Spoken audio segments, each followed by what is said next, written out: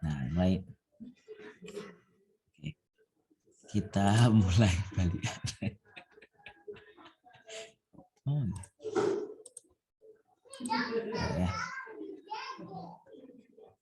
Ya, sekarang kita bahas tentang ini. Penelitian itu cirinya harus menggunakan metodologi penelitian yang ilmiah. Nah, kita mulai masuk nih. Apa itu metodologi penelitian ya? Apa itu metodologi penelitian? Kalau dilihat dari bahasanya, sebenarnya metodologi penelitian itu adalah terdiri dari dua kata. Terdiri dari dua kata. Yang pertama metode, yang kedua adalah penelitian, ya kan? Ada metode, ada penelitian. Jadi kalau dilihat bahasanya adalah metode, metodologi penelitian. Metode itu adalah cara, logi itu adalah ilmu, penelitian adalah penelitian. Berarti adalah apa? Cara ilmu untuk melakukan sebuah penelitian. Jadi metodologi penelitian adalah ilmu untuk melakukan sebuah penelitian. Kalau kita lihat dari ini ya, kita lihat dari arti makna dari metodologi penelitian adalah cara yang digunakan oleh peneliti dalam mengumpulkan data penelitian. Itu bahasanya Ari Kunto. Kalau menurut Suhartono, cara yang digunakan oleh peneliti dalam mengumpulkan data penelitian. Nah, sama ini apa namanya, apa istilahnya atau pengertiannya sama. Nah, sebenarnya kalau kita simpulkan, metodologi penelitian adalah cara ilmiah, saya kasih tanda hitam, cara ilmiah untuk mendapatkan data dengan tujuan dan kegunaan tertentu. Kita akan bahas yang bold ini nanti, ilmiah, data, tujuan dan kegunaan tertentu. Jadi metode penelitian itu adalah cara, ya, cara yang ilmiah untuk mendapatkan data dan tujuan dan kegunaan. Metodologi yang tidak tepat dalam melakukan penelitian akan menimbulkan kerancuan yang pada akhirnya menyebabkan penelitian itu tidak bisa dikatakan valid dan tidak bisa dipertanggungjawabkan. Banyak contohnya penelitian-penelitian yang nggak valid, yang nggak bisa dipertanggungjawabkan ya banyak. Nah, kita akan bahas yang di bold hitam itu. Yang pertama adalah apa itu cara ilmiah.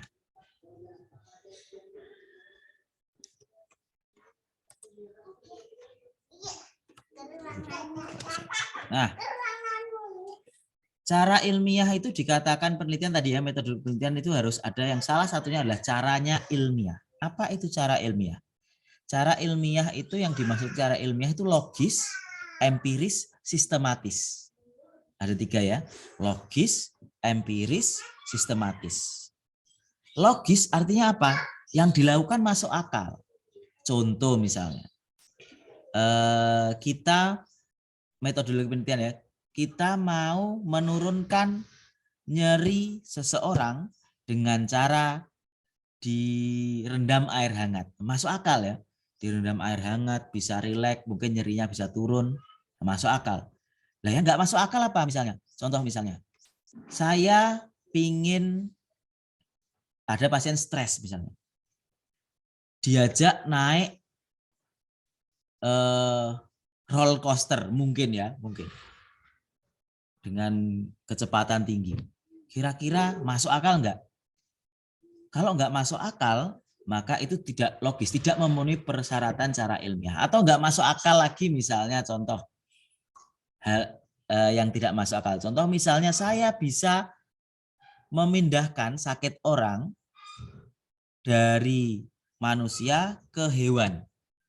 Secara logis, secara ilmiah itu tidak masuk akal.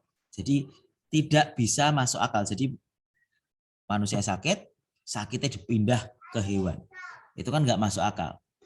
Nah, hal-hal yang tidak masuk akal itu tidak masuk logika.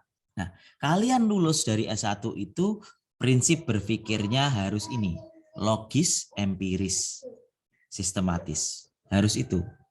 Tapi mau percaya atau mau tidak boleh.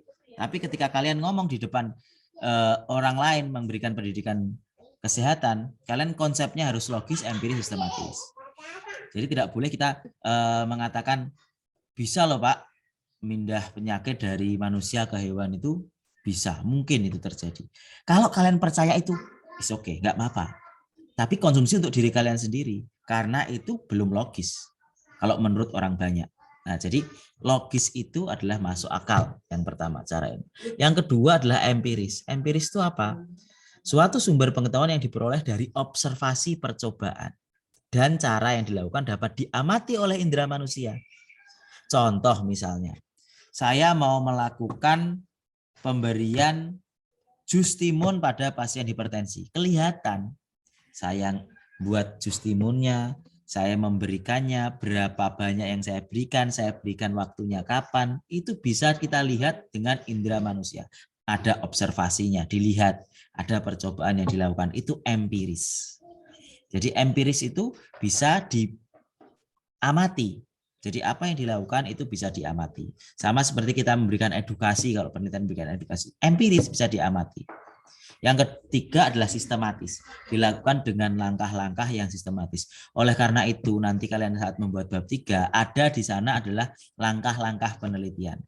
Yang pertama, minta izin. Yang kedua,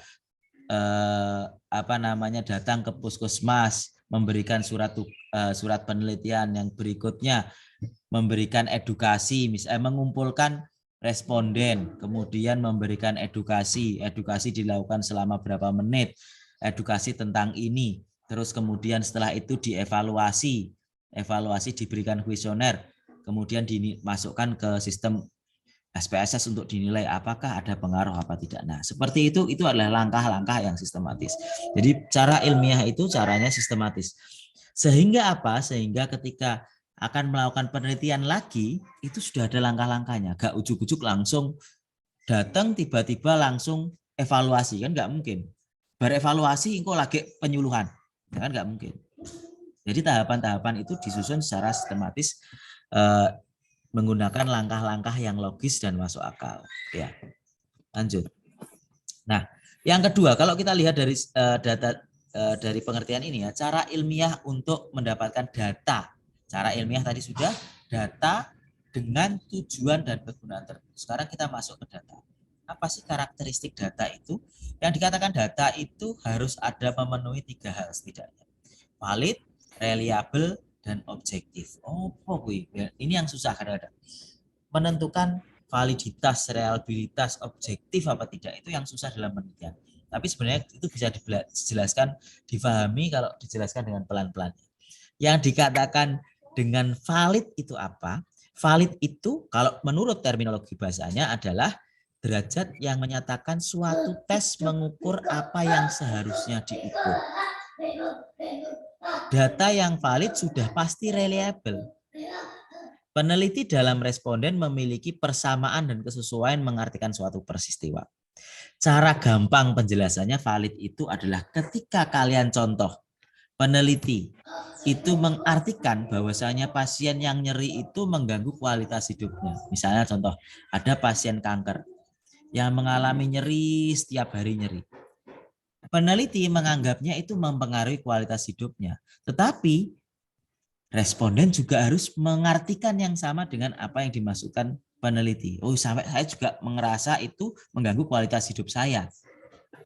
Jadi harus sama, harus seimbang. Oleh karena itu, biasanya validitas, reliabilitas itu melekat pada kuesioner. Sana. Jadi biasanya validitas dan reliabilitas itu melekat pada kuesioner. Apakah kuesioner itu benar-benar mengukur secara valid dan reliable atau tidak?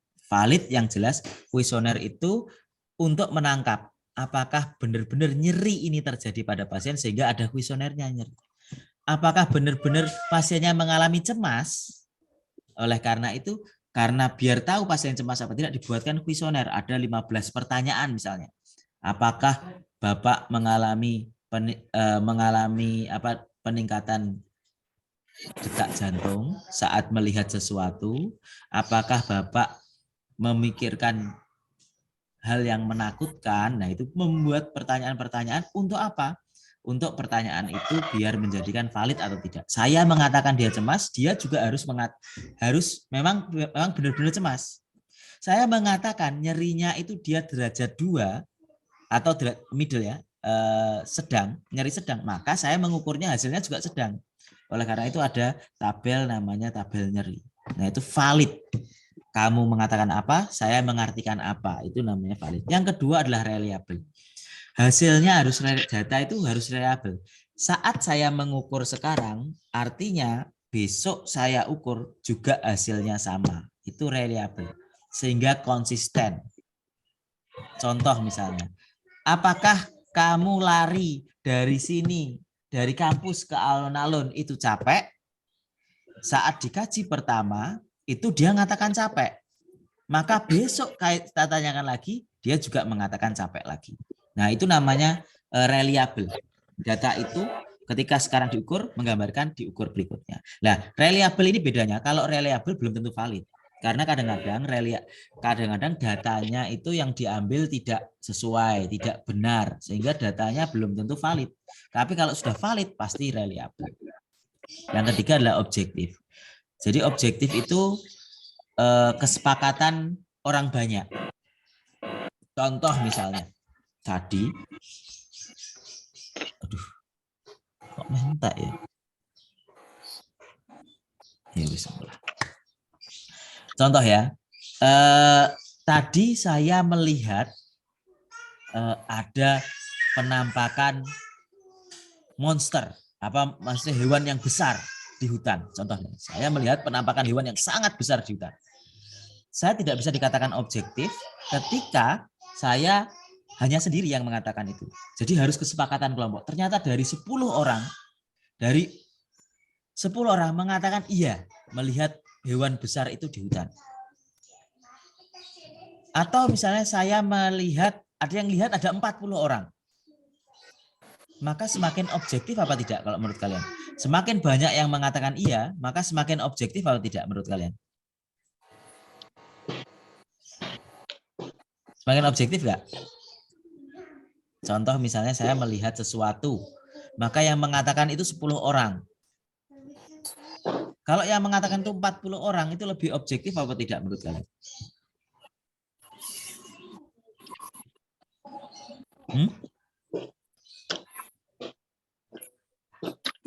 Lebih objektif nggak, Mon? Kalau misalnya Mona, lebih objektif nggak kalau saya ada yang mengatakan 10 orang terhadap sesuatu, oh iya ada makhluk besar. Tapi yang ada yang mengatakan 40 orang, lebih objektif mana? 10 orang atau 40 orang?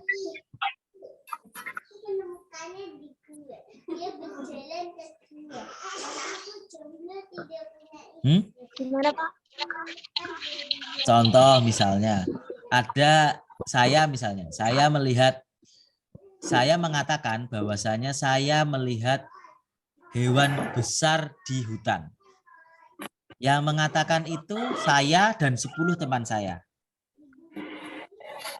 Tetapi 40 orang lainnya mengatakan tidak melihat. Kira-kira yang lebih objektif yang mana? Yang 10 apa yang 40?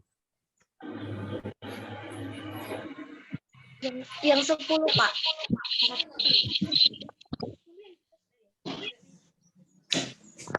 Yang 10. Wardah. Ketika saya lihat ini, saya lihat ada 10 orang, saya dan teman-teman saya mengatakan, saya dan teman-teman 10 orang melihat itu ada hewan buas di hutan. Tapi yang ada orang lain 40 orang mengatakan tidak melihat itu di hewan buas itu di hutan. Kira-kira yang lebih objektif yang mana? Yang 40, Pak. 40. Artinya apa? Semakin banyak yang mengatakan sesuatu, maka semakin objektif sesuatu itu. Contoh misalnya saat kalian mengambil data sampel penelitian, semakin banyak sampelnya, maka semakin objektif penelitian tersebut. Jadi itulah pentingnya nanti mengukur jumlah sampel ya. Berikutnya adalah tujuan penelitian. Apa tujuan dari penelitian itu? Tujuan yang pertama adalah menggambarkan atau mendeskripsikan, memotret objek yang mau diteliti. Mendeskripsikan atau menggambarkan itu seperti apa? Contoh misalnya saya mau melihat gambaran TTV dari pasien DM. Jadi saya mau melihat TTV dari pasien DM. Itu namanya menggambarkan, melihat sesuatu. Ada yang kedua tujuannya adalah membuktikan. Jadi membuktikan, benar nggak daun jambu biji itu bisa mencegah diare. Saya buktikan. Nah, itu tujuan penelitian yang kedua. Yang ketiga adalah mengembangkan. Contoh mengembangkan model pencegahan luka DM. Saya mau mengembangkan teori terkait bagaimana mencegah luka DM. Itu mengembangkan. Yang keempat adalah menemukan. Nah, menemukan itu apa? Mendapatkan sesuatu yang belum diketahui, hilang atau terpendam. Contoh misalnya kalau kita di kesehatan ya, benar nggak keluarga itu mempengaruhi dia dalam terjadi komplikasi DM apa tidak? Contoh misalnya ada pasien yang terjadi luka DM. Ternyata bukan hanya yang pengaruhi, bukan hanya kadar gula, dia tidak patuh terhadap diet, tidak minum obat, tidak hanya itu ternyata. Ternyata keluarga juga mempengaruhi, keluarga yang mendukung juga mempengaruhi. Nah, itu faktor lain, menemukan hal baru. Nah, itu contoh. Yang keempat adalah, yang kelima adalah menciptakan seperti vaksin COVID misalnya ya, menciptakan vaksin COVID itu tujuan penelitian berikutnya, menciptakan sesuatu hal yang baru yang belum pernah ada sebelumnya. Nah, berikutnya adalah kegunaan penelitian. Apa sih gunanya penelitian? Kegunaan tertentu tadi ya, kegunaan tertentu. Yang pertama adalah memahami masalah. Jadi penelitian misalnya sebab-sebab luka DM, kenapa terjadi luka-luka DM. Yang kedua adalah memecahkan masalah. Setidaknya masalah itu minimal terminimalisir atau hilang masalahnya. Contoh misalnya senam diabetes untuk menurunkan kadar gula darah. Benar turun atau tidak? Benar turunnya sedikit atau banyak? Nah, itu namanya memecahkan masalah. Antisipasi masalah misalnya. Misalnya biar tidak terjadi COVID-19 lagi di Indonesia, maka ada tindakan pencegahan seperti ini, edukasi tentang cuci tangan, edukasi tentang pakai masker, edukasi tentang ini untuk mencegah antisipasi masalah. Nah, itu bisa. Yang terakhir adalah membuat kemajuan. Jadi pengembangan. Misalnya contoh, di Prolani saat ini itu kegiatannya senam setiap seminggu sekali, terus pemeriksaan gula darah misalnya, pemeriksaan gula darah dan pendidikan. Saya tambahi lagi programnya, membuat kemajuan. Saya tambah lagi programnya dengan pendampingan. Nah, itu namanya membuat kemajuan, pengembangan program yang sudah ada. Jadi itu kegunaan dari penelitian. Nah, ini tahapan-tahapan penelitian. Jadi kalau melakukan penelitian itu beberapa tahapan ya. Yang pertama adalah felt need, merasa butuh. Yang kedua, merumuskan masalah, problemnya apa. Setelah menentukan problemnya apa, pertama ada pingin untuk melakukan penelitian, yang kedua adalah merumuskan problemnya, masalahnya apa, yang berikutnya adalah hipotesis. Hipotesisnya apa? Hipotesis itu dugaan ya, menduga. Saya kalau melakukan ini maka akan terjadi itu dugaan. Terus kemudian mengoleksi data, mengumpulkan data, dan yang terakhir adalah menyimpulkan keyakinan. Saya yakin bahwasanya dengan ini ternyata bisa menurunkan kadar gula darah. Saya yakin bahwasanya dengan senam diabetes bisa menurunkan kadar gula darah. Nah, itu namanya concluding belief. Ini dihafalkan ya, siapa tahu keluar di UTS. Felt need, the problem, hypothesis, collection data, and concluding belief. Pengertiannya sudah di bawah. Nah, ini pendekatan deduktif induktif, nanti kalian bisa baca sendiri. Nah, pada prinsipnya berkembangnya suatu ilmu pengetahuan tidak akan lepas dari kontribusi hasil-hasil penelitian. Nah, ini concluding belief. Nah, karena waktunya hampir habis, saya akan langsung ke praktek ya. Prakteknya itu tugas untuk minggu depan. Jadi kalian sudah dapat modul, kalau saya kira sudah dapat belum modulnya? Sudah dapat ya? Sudah ya. Lihat di praktek TM1. Praktek TM1 itu kelihatan ya? Kalian bisa lihat ya ini ya. Nah, ini praktek TM1. Nanti saya stop share dulu. Saya share lagi yang nah ini. Jadi nanti mengerjakan ini, lembar kerja praktek mahasiswa. Jadi kalian mencari penelitiannya apa, pra-eksperimental, quasi-eksperimental, true eksperimental gitu ya. Correlation, komparatif, cross-seksional. Ini kalian cari jenis-jenis penelitian. Definisinya. Definisi itu 1-3 kalimat paling banyak. Serah usah kakek ya. 3 kalimat paling banyak. Ini terkait praktek kita minggu ini. Tugas ini dikumpulkan sebelum pertemuan minggu depan. Saya rasa cukup waktunya, sehari aja cukup ini sebenarnya. Kita kumpulkan sebelum praktek minggu depan. Oke? Jelas ya? Ada yang kurang jelas tentang tugasnya? Jelas, Pak. Jelas, oke. Kalian bisa cari ini ya di internet. Saya rasa untuk pertemuan kali ini saya akhiri. Terima kasih atas perhatiannya. Minggu depan kita bisa bertemu untuk membahas terkait tugas yang dikerjakan. Terima kasih atas perhatiannya. Saya akhiri. Wassalamualaikum warahmatullahi wabarakatuh. Waalaikumsalam warahmatullahi wabarakatuh. Saya akhiri ya.